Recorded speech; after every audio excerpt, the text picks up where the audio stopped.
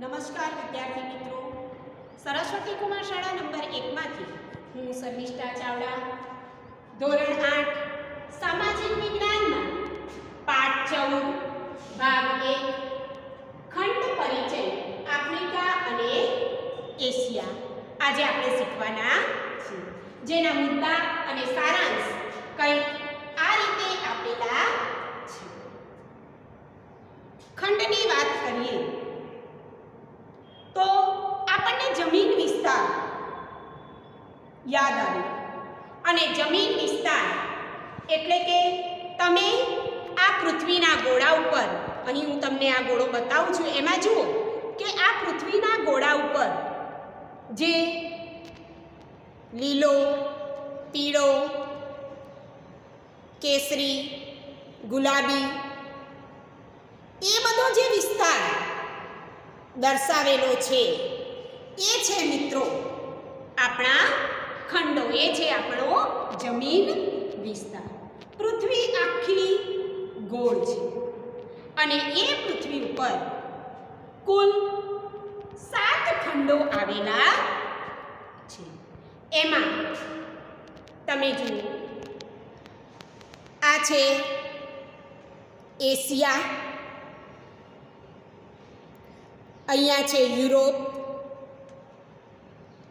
આ છે મિત્રો આફ્રિકા જે આપણે શીખવાના છીએ, આ છે ઉત્તર અમેરિકા, અહીંયા છે દક્ષિણ અમેરિકા, જ્યારે અહીંયા છે ઓસ્ટ્રેલિયા અને સૌથી નીચે અહીંયા તમને બતાવું આમ જોતા ઉપર અહીંયા છે એન્ટાર્કટિકા, જે બરફથી છવાયેલો ધ્રુવ પ્રદેશમાં આવેલો છે, એટલે બરફથી છવાયેલો પ્રદેશ છે। પૃથ્વીના ગોળા ઉપર જે તમે ખંડો જોયા મિત્રો, એ ખંડોનું સપાટ કાગળ પરનું આલેખન એટલે કે નકશો, એ નકશા દ્વારા હું તમને અહીંયા એ ખંડો દર્શાવું છું। જુઓ મિત્રો, આ છે ઉત્તર અમેરિકા, આ છે દક્ષિણ America, Europe, Africa, Asia, Australia અને એન્ટાર્કટિકા, આમ 7 ખંડો પૃથ્વી ઉપર આવેલા છે। હવે તમને એક પ્રશ્ન થાય કે આ જે રંગબેરંગી રંગો બતાવ્યા છે એ તો આપણો જમીન વિસ્તાર છે, તો જે આ વાદળી કલર બધે બતાવ્યો છે મિત્રો, આ જે બધો વાદળી કલર દર્શાવેલો છે તમે જુઓ પૃથ્વીમાં જોઈ શકો છો, આ જે બધો વિસ્તાર છે એ દરિયા કિનારો, દરિયો છે, મોટા મોટા મહાસાગરો છે અને એ કુલ 4 મહાસાગરો પૃથ્વી ઉપર આવેલા છે। તો એ મહાસાગરો પણ હું તમને બતાવું, અહીંયા છે પ્રશાંત મહાસાગર।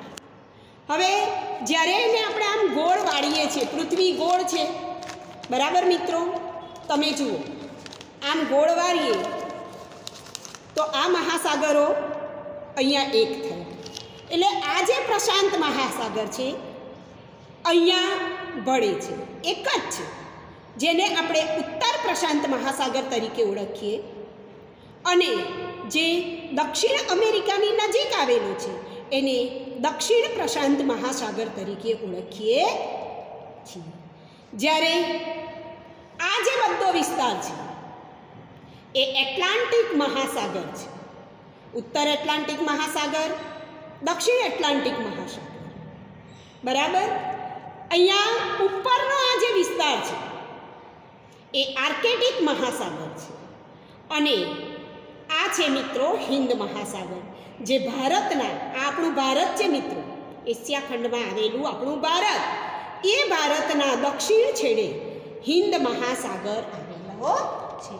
આ પૃથ્વી ઉપર કુલ 7 ખંડો અને 4 મહાસાગરોની રચના થઈ. હવે આપણે આજે જે ખંડ વિશે શીખવાના છે એ છે મિત્રો આપણો આફ્રિકા ખંડ. આ ખંડ અહીંયા પણ જુઓ, સાથે સાથે આ છે મિત્રો આપણો આફ્રિકા ખંડ. એ ખંડ વિશ્વનો બીજા નંબરનો મોટામાં મોટા ખંડ તરીકે ઓળખાય છે, જેની લંબાઈ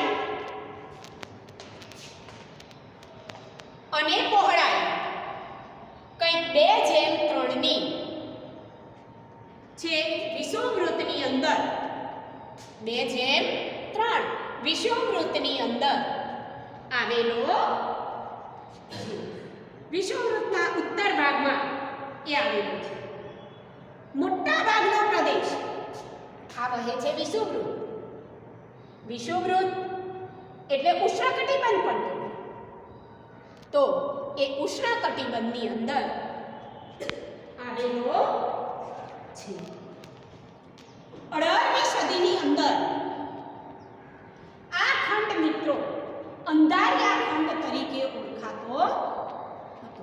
કોઈને એના વિશે માહિતી જ ન હતી. એ અંધારિયા ખંડ તરીકે ઓળખાતો હતો. મહત્વની બાબત એ છે કે આ ખંડમાંથી મિત્રો 3 વૃત્તો 3 વૃત્તો પસાર થાય છે. આપણે નાના નકશામાં જોઈએ જેથી તમને એનો ખ્યાલ આવશે. આ છે મિત્રો કર્કવૃત્ત. એના ઉત્તર ભાગમાંથી કર્કવૃત્ત પસાર થાય છે, જ્યારે મધ્યમાંથી આ છે મિત્રો વિષુવવૃત્ત પસાર થાય છે, અને એના દક્ષિણ ભાગમાં સૌથી નીચે તમે જુઓ મકરવૃત્ત પસાર થાય છે. આ છે મકરવૃત્ત. આ 3 ખંડોમાંથી આ ખંડમાંથી આ 3 વૃત્તો પસાર થાય છે. આફ્રિકા ખંડ અને યુરોપ. અહીંયા છે યુરોપ, આ છે આફ્રિકા. આ યુરોપ અને આફ્રિકા ખંડ બંનેની વચ્ચે એક દરિયો આવેલો છે. મોટા નકશામાં જોશો એટલે ખ્યાલ આવશે મિત્રો કે આ બંનેની વચ્ચે આ આખો દરિયો છે. આ છે આખો યુરોપ મિત્રો, અને આ છે આફ્રિકા. તો આ જે દરિયો આવેલો છે એ દરિયાની અંદર અહીંયા છે જિબ્રાલ્ટરની સામુદ્રધુની. હવે એના માટે હું તમને નાનું નકશો બતાવું એટલે તમને ખ્યાલ આવશે. જુઓ, આ છે મિત્રો જિબ્રાલ્ટરની સામુદ્રધુની. તો યુરોપ અને આફ્રિકા આ જિબ્રાલ્ટરની સામુદ્રધુનીથી છૂટા પડે છે. સાથે સાથે બીજી વાત કરું તો એશિયા અને આફ્રિકા એ પ્રદેશો કઈ રીતે જુદા પડે છે? પહેલાં તો હું તમને આ એશિયા અને આ છે આફ્રિકા, જુઓ આ છે સમુદ્ર. આ એશિયા, આફ્રિકા અને આ છે એની વચ્ચેનો સમુદ્ર. તો આ એશિયા અને આફ્રિકા સિનાઈના દ્વીપકલ્પ, કયો છે? સિનાઈનો દ્વીપકલ્પ, વચ્ચેનો જે પ્રદેશ છે એ સિનાઈના દ્વીપકલ્પ તરીકે ઓળખાય છે. અને એ સિનાઈના દ્વીપકલ્પથી એ છૂટો પડે છે. આફ્રિકા ખંડની આસપાસ મહાસાગરો આવેલા છે એ મેં તમને પહેલાં જ બતાવ્યું. જ્યારે આ ખંડ અંધારિયા ખંડ તરીકે ઓળખાતો હતો એ સમયની વાત કરું તો એવું કહેવાય છે કે વાનરમાંથી માનવની યાત્રાની જે ખૂટતી કડી રૂપ અવશેષો એ આ ખંડમાંથી મિત્રો મળી આવ્યા છે, જે નાઇલ નદીના કિનારેથી મળી આવ્યા છે. આફ્રિકા ખંડ પૃથ્વીના ગોળાના પૂર્વ ગોળાર્ધની અંદર આવેલો છે. એ પહેલા હું તમને મિત્રો આફ્રિકાની વધારે માહિતી આપતા પહેલા સત્રમાં લઈ જાઉં છું. હા, પહેલા સત્રનો પહેલો પાઠ એટલે કે યુરોપીય પ્રજાનું આગમન આપણે શીખ્યા હતા અને એમાં જ આ આફ્રિકા ખંડ મહત્વની ભૂમિકા ધરાવે છે. કે યુરોપીય પ્રજાને ભારતના મરી મસાલા વગર ચાલે તેમ ન હતું, એટલા માટે તેઓ જમીન માર્ગે વેપાર કરતા અને ભારત આવતા. પરંતુ તુર્કસ્તાનના તુર્કોએ અહીં આવેલું કોન્સ્ટન્ટિનોપાલ શહેર જીતી લીધું, જકાત વધારે નાખી, એટલે વેપાર મોંઘો પડવા લાગ્યો.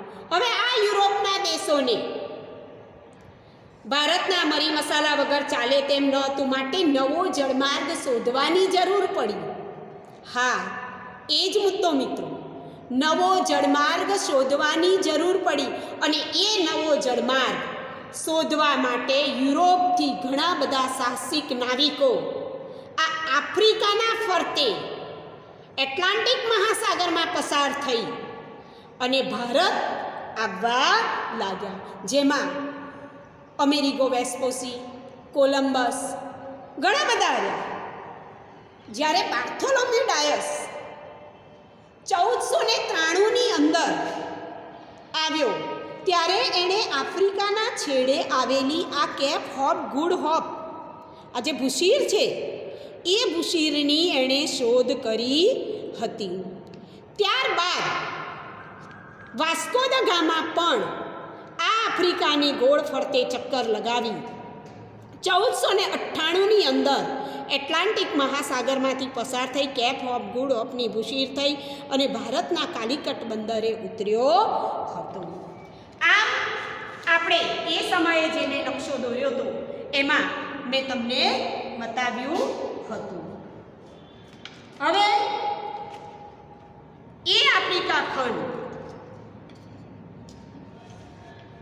નો જમીન વિસ્તાર, આ છે એનો જમીન વિસ્તાર. આ બધો જે આ એના બધા દેશો છે, જેમ આપણા ભારતની અંદર દેશો અને રાજ્યોની વહેંચણી થાય એમ દરેક ખંડમાં, તો આ એનો જમીન વિસ્તાર છે એ 20% જેટલો છે. જ્યારે એનો દરિયાઈ વિસ્તાર, આ બધો દરિયાઈ વિસ્તાર આપણે હમણાં ગોળામાં બતાવું એટલે તમને વધારે ખબર કે આ જે વિસ્તાર છે એ બધો દરિયાઈ વિસ્તાર. આપણે આફ્રિકા ખંડના ગોળામાં જોઈએ મિત્રો, આ જે બધો વાદળી કલર છે, આ ટોટલી જે વાદળી કલર છે આ બધો આફ્રિકા ખંડને મળેલો દરિયો છે અને એ 30,000 કિલોમીટર જેટલો વિશાળ છે. આફ્રિકા ખંડ ના ભૂપૃષ્ઠની વાત કરીએ, આગળનો મુદ્દો છે મિત્રો, એના ભૂપૃષ્ઠીય વિસ્તારો, એના ભાગો, આ તમને મેં એનું સ્થાન બતાવ્યું, એની ટૂંકમાં માહિતી આપી. હવે આગળ આપણે એના ભૂપૃષ્ઠીય વિસ્તારોની વાત કરીએ તો એનું આખું ભૂપૃષ્ઠ ખડકાળ પ્રદેશોનું બનેલું છે. હવે જેમાં આ આફ્રિકા ખંડના વાયવ્ય ભાગ, એટલે મિત્રો આ જે વિસ્તાર કહેવાય એ એનો વાયવ્ય ભાગ કહેવાય. આપણે નકશામાં જોઈશું એટલે ખ્યાલ આવશે તમને કે એના વાયવ્ય ભાગમાં એટલાસની પર્વતમાળાની હારમાળા આવેલી છે. જેમ આપણા ભારતની અંદર હિમાલયની હારમાળા આવેલી છે એમ આ એટલાસની હારમાળા આવેલી છે અને એ સૌથી મોટો પર્વત જ એટલાસ છે. એ પર્વતમાળાઓનો સૌથી મોટો પર્વત એટલાસ છે. આ સૌથી ઊંચો પર્વત છે મિત્રો, જે 3965 મીટરની ઊંચાઈ ધરાવે છે. જ્યારે પર્વત છે, જે કિલીમાંજારો પર્વત, એ પણ હું તમને બતાવું કે જુઓ એના પૂર્વ ભાગમાં આ છે મિત્રો કિલીમાંજારો પર્વત. આ પણ ખૂબ મોટો પર્વત છે, જેની ઊંચાઈ 5895 મીટરની છે. હા, આ પર્વત ખાસ સાંભળવા જેવું છે મિત્રો કે આ પર્વત વિષુવવૃત્તની નજીક આવેલો છે. જોઈ શકો છો, ઉષ્ણકટિબંધ છે, વિષુવવૃત્તની નજીક આવેલો છે. હવે વિષુવવૃત્ત ઉપર સૂર્યના કિરણો સીધા પડે છે એટલે ગરમીનું પ્રમાણ વધારે હોય, બરાબર. હવે જ્યારે વિષુવવૃત્ત ઉપર આવેલો છે, ગરમીનું પ્રમાણ વધારે છે, તો અહીંયા ગરમી હોય ને? ના મિત્રો, આ પર્વત બરફથી છવાયેલો છે. કેમ જાણો છો? એ ખૂબ ઊંચાઈ ઉપર આવેલો પર્વત છે માટે. સાથે સાથે ઇથોપિયાનો ઉચ્ચ પ્રદેશ, જે એના થોડા ઉત્તર ભાગમાં આવેલો છે. આ છે મિત્રો ઇથોપિયાનો ઉચ્ચ પ્રદેશ, જેની ઊંચાઈ 3050 મીટરની છે. આ ઉપરાંત દક્ષિણમાં સરેરાશ 915 મીટરની ઊંચાઈ ધરાવતા કેટલાય ઉચ્ચ પ્રદેશો આવેલા છે. આ ખંડના ઉત્તર ભાગમાં, એટલે આ ઉપરનો જે ભાગ લઈએ એ ઉત્તર ભાગમાં, અહીંયા નાના નકશામાં જુઓ, આ બધો જ વિસ્તાર એટલાસ પર્વતમાળાથી લિબિયા, ઇજિપ્ત, આ બધો જે વિસ્તાર છે મિત્રો, ત્યાં સહરાનું મોટામાં મોટું રણ આવેલું છે, જે 90,65,000 ચોરસ કિલોમીટર જેટલા વિસ્તારમાં ફેલાયેલું છે. આ વિસ્તારમાં ઘણા બધા ઉચ્ચ ખડકાળ પ્રદેશો આવેલા છે. કેટલાક ભાગોમાં, મોટા ભાગે પૂર્વના ભાગમાં, આ પૂર્વનો જે ભાગ છે ત્યાં એની આંતરિક ખંડમાં આંતરિક હિલચાલ એટલે કે ભૂકંપ જેવી કોઈ પ્રક્રિયા થવાથી, આંતરિક હિલચાલ થવાથી 128 કિલોમીટર જેટલી લાંબી અને ઊંડી એક ફાટખીણની રચના થઈ ગઈ છે, જે વિશ્વની સૌથી લાંબી ફાટખીણ કહેવાય છે. હા, આ ફાટખીણમાં સમય જતાં પાણી ભરાતા તેમાં વિક્ટોરિયા, આ છે મિત્રો વિક્ટોરિયા, ન્યાસા, ચાડ અને ટાંગાનિકા, આમ અનેક મોટા સરોવરોની રચના થઈ છે. આ એના ભૂપૃષ્ઠીય ભાગો. હવે ત્યાં નદીઓ પણ છે, કારણ કે ઉચ્ચ પ્રદેશ છે એટલે મોટા ભાગની નદીઓ આફ્રિકાના ઉચ્ચ પ્રદેશમાંથી નીકળે છે. ઘણી બધી નદીઓ એવી છે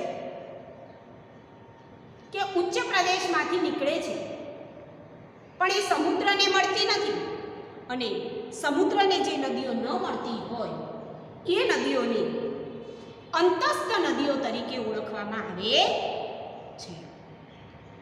હવે ખડકાળ પ્રદેશોમાંથી નીકળે છે એટલે સ્વાભાવિક છે કે આ નદીઓ જળમાર્ગ તરીકે ઉપયોગી ન નીવડે, કારણ કે ઊંચા નીચા ઢોળાવો હોય, પર્વતો હોય. હા, પણ જળધોધ માટે ઉપયોગી છે, કારણ કે કોઈક મોટા પર્વત પરથી એ ખૂબ વેગ સાથે નીચે પડે છે, એટલે એનો જે વેગ છે એને નાથી અને જળ વિદ્યુત એમાંથી ઉત્પન્ન કરવામાં આવે છે. આફ્રિકાની મુખ્ય નદીઓ એટલે કે આ નાઇલ નદી જુઓ તમે, એ પછી છે વાલ નદી, જાંબેજી નદી, કોંગો નદી, નાઇજર નદી, આમ અનેક નદીઓ આ પ્રદેશમાંથી વહે છે.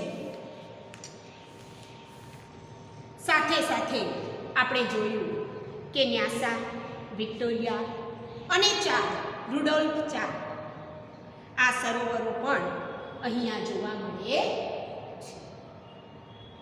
હવે ત્યાંની આબોહવા અને વનસ્પતિની વાત કરું મિત્રો, તો આફ્રિકા ખંડમાં આબોહવા અને વરસાદમાં ખૂબ વિવિધતા જોવા મળે છે. કારણ કે મોટાભાગનો પ્રદેશ વિષુવવૃત્ત છે, એટલે ત્યાં ગરમ પણ વાતાવરણ થાય, રાત પડતા ઠંડુ વાતાવરણ થાય, એટલે સ્વાભાવિક છે કે આબોહવામાં વિવિધતા જોવા મળે. જેમ આબોહવા અને વરસાદમાં વિવિધતા છે મિત્રો, એવી જ રીતે અહીંયા વનસ્પતિમાં પણ વિવિધતા જોવા મળે છે. અહીંયા વિષુવવૃત્તીય જંગલો આવેલા છે અને એ જંગલોને કારણે અહીંયાની આબોહવા ગરમ, કારણ કે વિષુવવૃત્ત છે એટલે ગરમ, ભેજવાળી, મોટી નદી પણ છે, દરિયો પણ વિશાળ છે એટલે ભેજવાળી અને રોગિષ્ટ જોવા મળે છે. હા, અહીંયા આ જે ભેજવાળી આબોહવા છે ને, એના કારણે ગાઢ જંગલો જોવા મળે છે, જેમાં મેહોગની, અબનુશ, લોગવુડ, રોઝવુડ, આયર્નવુડ, રબર, સિકોના, વાંસ વગેરે જાતના વૃક્ષો અહીં જોવા મળે છે. સાથે સાથે સહરાનો વિશાળ રણ પ્રદેશ આવેલો છે, એટલે કાંટાળી વનસ્પતિ જેમ કે થોર, બોરડી જેવા, આ ઉપરાંત ખજૂરી જોવા મળે છે. સાથે દરિયો છે એટલે ભૂમધ્ય સમુદ્રની વાત કરીએ, આ છે ભૂમધ્ય સમુદ્ર. તો આ ભૂમધ્ય સમુદ્રની આસપાસનો જે વિસ્તાર છે ત્યાં શિયાળામાં વરસાદ પડે છે. આપણે ત્યાં શું થાય છે, શિયાળામાં ઠંડી લાગે છે, અહીંયા શિયાળામાં વરસાદ પડે છે. અહીં ખાટા મીઠા ફળો પણ થાય છે, એની ખેતી કરવામાં આવે છે, જેમાં નારંગી, લીંબુ, પીસ અને દ્રાક્ષ વગેરેનો સમાવેશ થાય છે. સાથે સાથે અહીં 2 ખૂંદવાળા ઊંટ, જુઓ ચિત્રમાં તમે જુઓ, આ 2 ખૂંદવાળા ઊંટ જોવા મળે છે. હિપોપોટેમસ, સિંહ અને સાબર જેવા પ્રાણીઓ પણ અહીં જોવા મળે છે. જ્યારે રોગિષ્ટ આબોહવાની વાત કરી ત્યારે એક બીજી વાત કરું મિત્રો, કે આફ્રિકા ખંડના વિષુવવૃત્તીય પ્રદેશની અંદર સેક્સેટ નામની માખી અહીંયા છે અને આ માખી કરડવાથી હાથી પગાનો રોગ થાય છે. તમે ક્યારેક કોઈકને જોયો પણ હશે, હાથી જેવો મોટો પગ થઈ જાય મિત્રો, ખાલી પગ જ. તો આ હાથી પગાનો રોગ થાય છે અને લાંબે ગાળે વ્યક્તિ મૃત્યુ પણ પામે છે. હા, પણ આજે જે વિજ્ઞાન અને ટેકનોલોજીની પ્રક્રિયા છે એના કારણે ખૂબ સરસ વાત છે કે આ માખીનો નાશ કરવામાં આવ્યો છે. હવે ત્યાંની કૃષિ, ખેતી અને ખનિજ સંપત્તિ તથા ત્યાંના લોકો એના વિશેની માહિતી મેળવીએ તો મિત્રો, આફ્રિકા ખંડમાં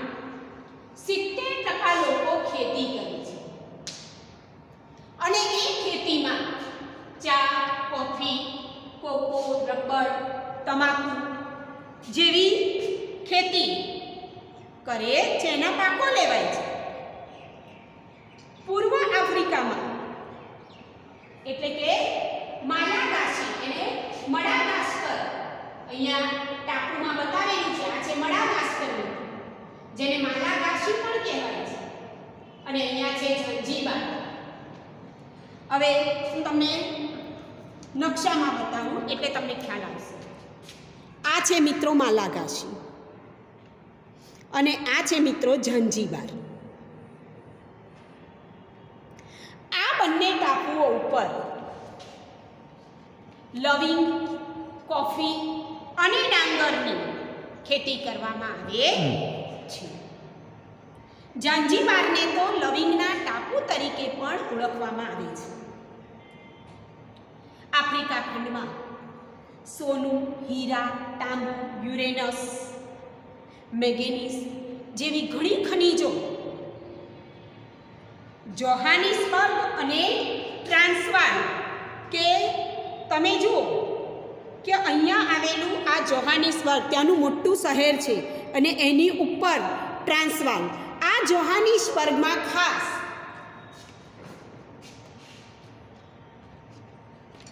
આ બધા જે ખનિજો છે સોનું, હીરા, તાંબુ, યુરેનિયમ, મેંગેનીઝ એ અહીંથી પ્રાપ્ત થાય છે.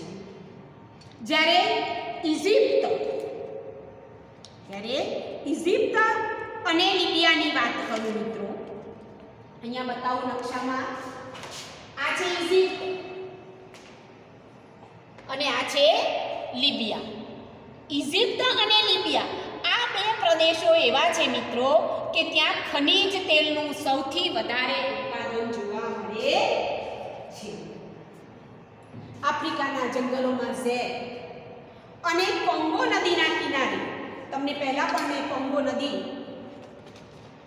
બતાવી હશે. આ છે આ વિસ્તારમાં કોંગો નદીના કિનારે પિગ્મી તથા કલહરીના રણમાં બુશમેન, સુદાનમાં સુદાનીસ અને કેન્યામાં બાન્ટુ તથા ઇજિપ્તમાં પેલ્લા જાતિના લોકો રહે છે. જેમ ભારતમાં અનેક જાતિના લોકો રહે છે એમ આ આફ્રિકાની અંદર પણ આવી જુદી જુદી જ્ઞાતિ ધરાવતા લોકો વસે છે. હવે એના મુખ્ય બે દેશો એટલે કે ઇજિપ્ત અને દક્ષિણ અમેરિકા. તો આ દેશ પરિચય આપણે મેળવીએ. આ ઇજિપ્ત છે મિત્રો એ આરબ પ્રજાસત્તાક દેશ છે અને સૌથી જૂનો એટલે કે પ્રાચીન દેશ ગણાય છે. નાઇલ નદીના કિનારે ઇજિપ્તની એટલે કે મિસરની સંસ્કૃતિ, મહાન સંસ્કૃતિ, જેમ હડપ્પા અને મોહેંજો નદીની જે સંસ્કૃતિ આપણા ભારતમાં છે એમ આ મિસરની સંસ્કૃતિ અહીંયા વિકાસ પામી હતી. આ દેશની અંદર પિરામિડ અને સ્ફિંક્સ, તમે મમ્મી કે ધ મમ્મી રિટર્ન જેવા પિક્ચરો જોશો એમાં મોટાભાગે ઇજિપ્તનું શૂટિંગ થયેલું છે. તો એની અંદર આ પિરામિડો અને સ્ફિંક્સ જે શંકુ આકારમાં એની રચના કરવામાં આવી છે એ ત્યાં જોવા મળે છે. એ ત્યાંના જગવિખ્યાત કહેવાય છે. અને કર્કવૃત આપણે પહેલા જ જોયું હતું કે કર્કવૃત ત્યાંથી પસાર થાય છે. એ શરૂઆતમાં મેં તમને કહ્યું હતું કે ઇજિપ્તમાંથી કર્કવૃત પસાર થાય છે. અહીં ખજૂરી અને કપાસનું ઉત્પાદન કરવામાં આવે છે. કેરો જુઓ નકશામાં, આ ઇજિપ્ત છે મિત્રો. આ કેરો તેનું પાટનગર છે. આ દેશનું પાટનગર કેરો છે. આ ઔદ્યોગિક મોટું શહેર છે. અહીંયા ઘણા બધા ઉદ્યોગો વિકાસ પામ્યા છે. સુએજ નહેર એશિયા અને યુરોપને ખૂબ જ નજીક લાવી દીધા છે. જ્યારે બીજો દેશ છે મિત્રો એ દક્ષિણ આફ્રિકા. આ દક્ષિણ આફ્રિકા પૃથ્વીના દક્ષિણ ગોળાર્ધની અંદર દક્ષિણ ગોળાર્ધમાં આવેલો છે, જ્યાંથી સમશીતોષ્ણ કટિબંધ પસાર થાય છે. મુખ્યત્વે આ દેશ પણ મિત્રો ખેતી પ્રધાન દેશ હતો, પરંતુ 1867ની અંદર વાલ નદીના કિનારે, જુઓ આ છે આપણો દક્ષિણ આફ્રિકા, આ છે વાલ નદી. એટલે 1867ની અંદર આ નદીના કિનારેથી, કિનારાના જે વિસ્તારો છે એમાંથી સોનું અને હીરાની ખાણો મળી આવી. અને સોનું અને હીરાની ખાણો મળી એટલે ખૂબ ઝડપથી એનું અર્થતંત્ર પરિવર્તન પામ્યું. ખૂબ ઝડપથી આ દેશ વિકાસ કરવા લાગ્યો. લોકો ખેતી છોડી અને એની શોધખોળમાં લાગી ગયા. ટૂંક જ સમયની અંદર આ દેશ એક વિકસિત રાષ્ટ્ર બની ગયું. પ્રિટોરિયા આ દેશની રાજધાની. આ છે મિત્રો પ્રિટોરિયા, આ જગ્યા ઉપર છે. આ તેની રાજધાની છે. હા, પણ ધારામંડળ જે બેસે છે એ સ્થળ છે કેપટાઉન. આપણે જોયું હતું કેપ ઓફ ગુડ હોપની ભૂશી. હા મિત્રો, એ જ આ કેપટાઉન. ધારામંડળ એનું ત્યાં બેસે છે. અને ડર્બન તથા જોહાનિસબર્ગ આ રહ્યા. આ છે ડર્બન, આ શહેર, અને આ છે જોહાનિસબર્ગ. એ આ દક્ષિણ આફ્રિકા છે એના મોટામાં મોટા અને મુખ્ય શહેરો છે. મિત્રો, આટલે સુધી મેં તમને શીખવ્યું.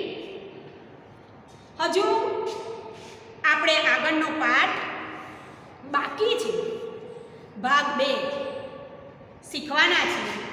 પણ જે કંઈ મુદ્દા મેં તમને શીખવ્યા છે એનો સ્ક્રીનશોટ તમે પાડી લેજો, જેથી તમે તમારી નોટબુકમાં એ લખી શકો.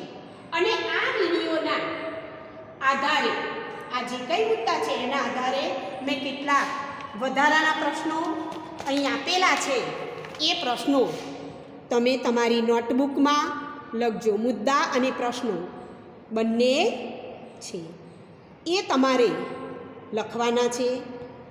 ભાગ 2 સાથે આપણે ખૂબ ઝડપથી મળીશું.